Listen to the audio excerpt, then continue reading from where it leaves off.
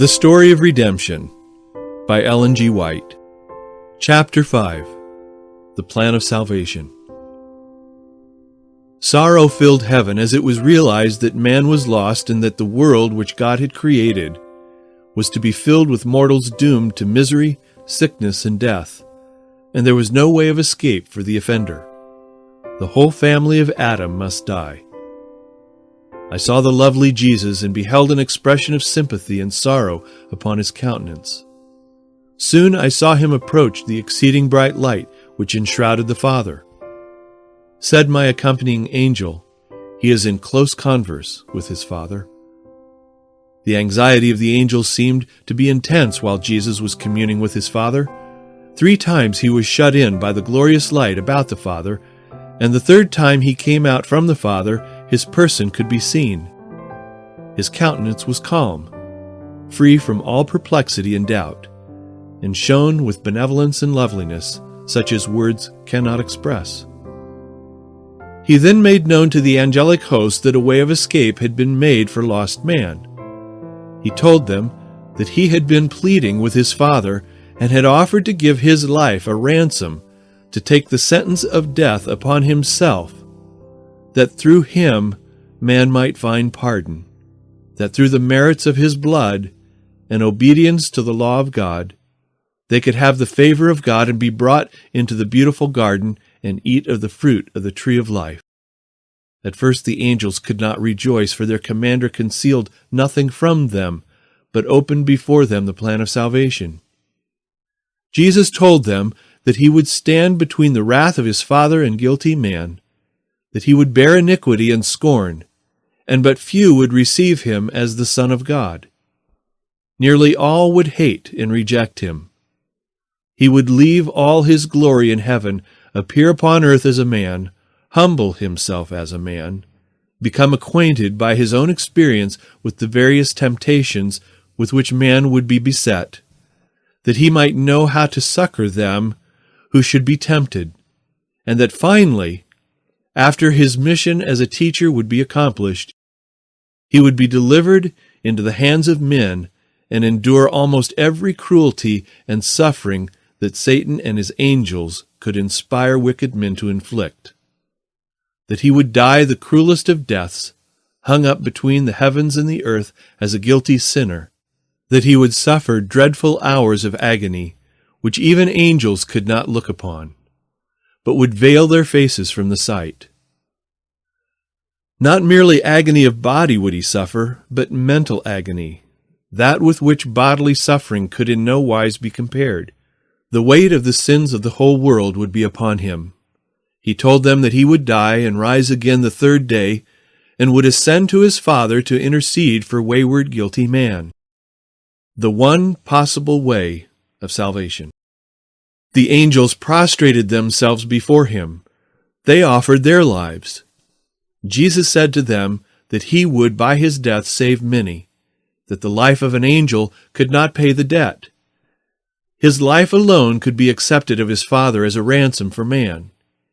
Jesus also told them that they would have a part to act, to be with him and at different times strengthen him, that he would take man's fallen nature, and his strength would not be even equal to theirs, that they would be witnesses of his humiliation and great sufferings, and that as they would witness his sufferings and the hatred of men toward him, they would be stirred with the deepest emotion, and through their love for him would wish to rescue and deliver him from his murderers, but that they must not interfere to prevent anything they should behold, and that they should act a part at his resurrection, that the plan of salvation was devised, and his Father had accepted the plan.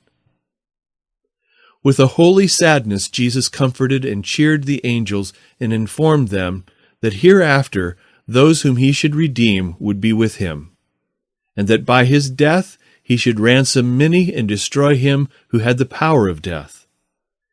And his Father would give him the kingdom and the greatness of the kingdom under the whole heaven, and he would possess it forever and ever. Satan and sinners would be destroyed, never more to disturb heaven or the purified new earth. Jesus bade the heavenly host be reconciled to the plan that his Father had accepted, and rejoice that through his death fallen man could again be exalted to obtain favor with God and enjoy heaven.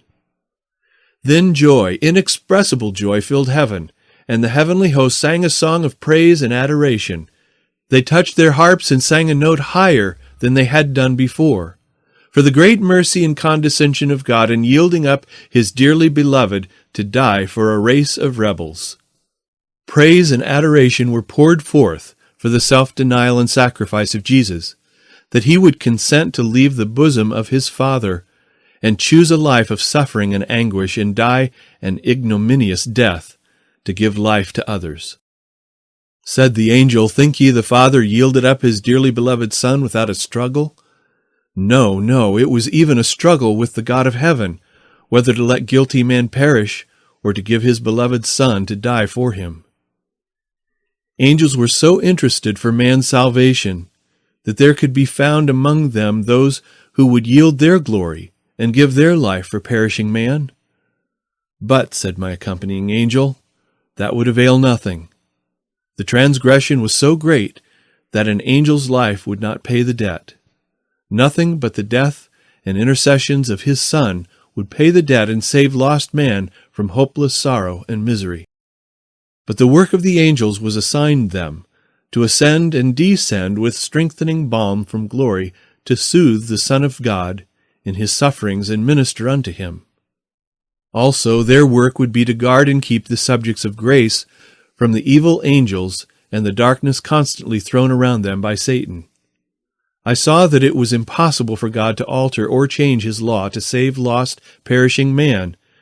Therefore he suffered his beloved Son to die for man's transgression.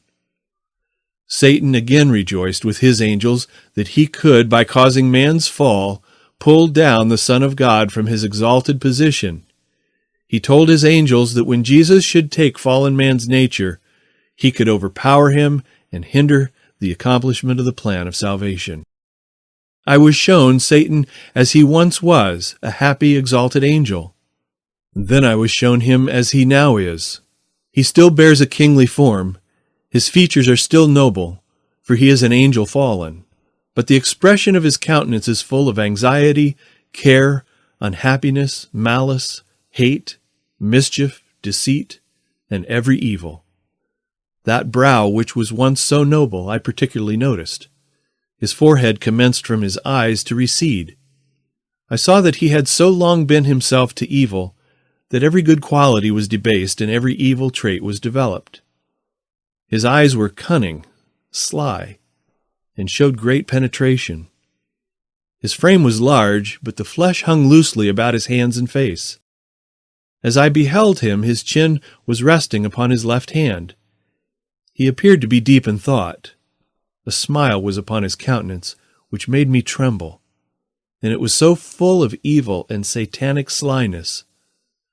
This smile is the one he wears just before he makes sure of his victim, and as he fastens the victim in his snare, this smile grows horrible.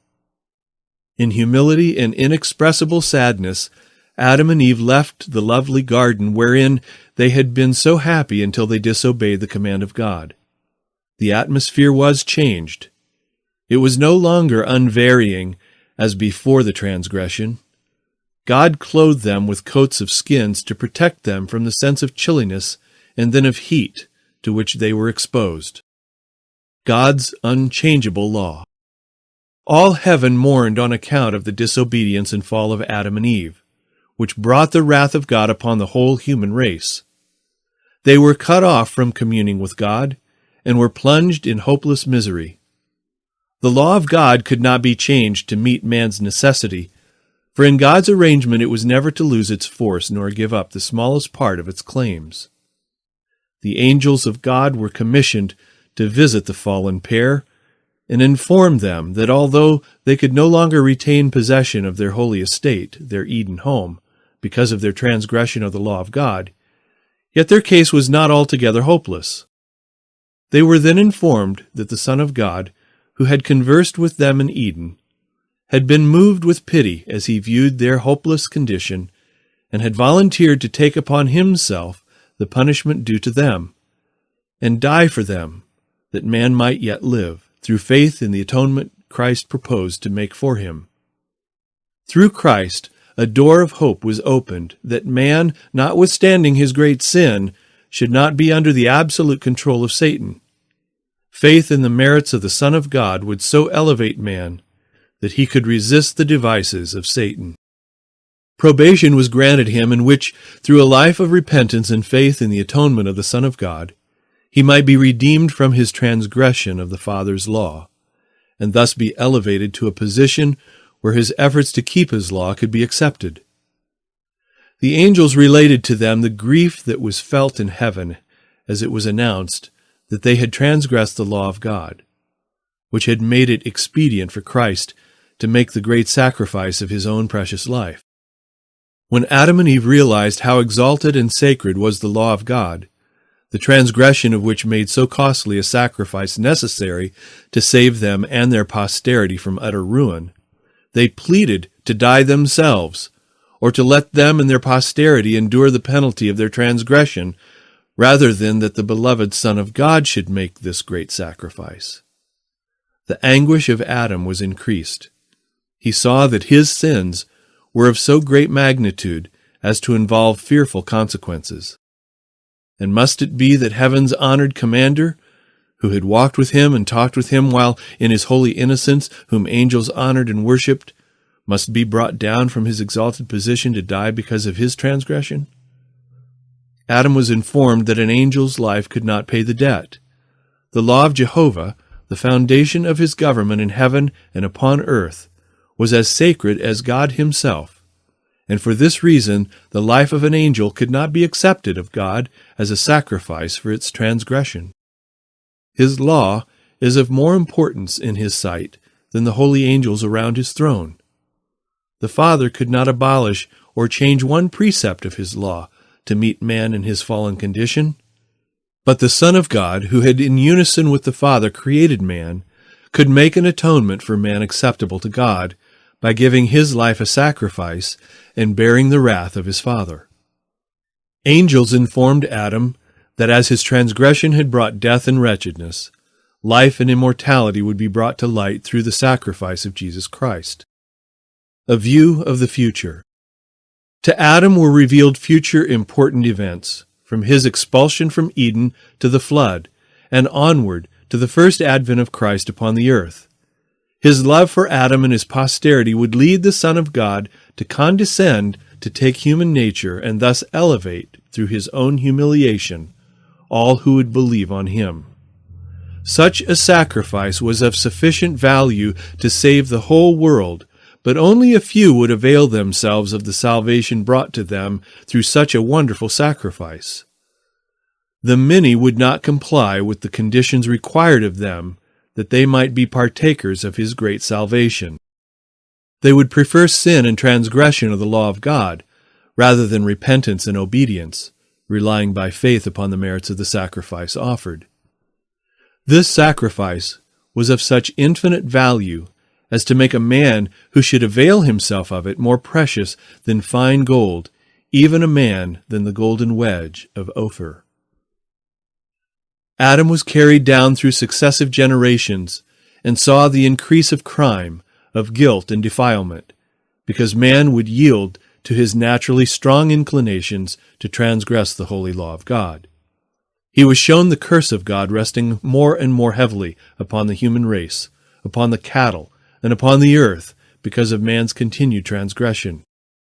He was shown that iniquity and violence would steadily increase, yet amid all the tide of human misery and woe, there would ever be a few who would preserve the knowledge of God and would remain unsullied amid the prevailing moral degeneracy. Adam was made to comprehend what sin is, the transgression of the law. He was shown that moral, mental, and physical degeneracy would result to the race from transgression, until the world would be filled with human misery of every type. The days of man were shortened by his own course of sin in transgressing the righteous law of God.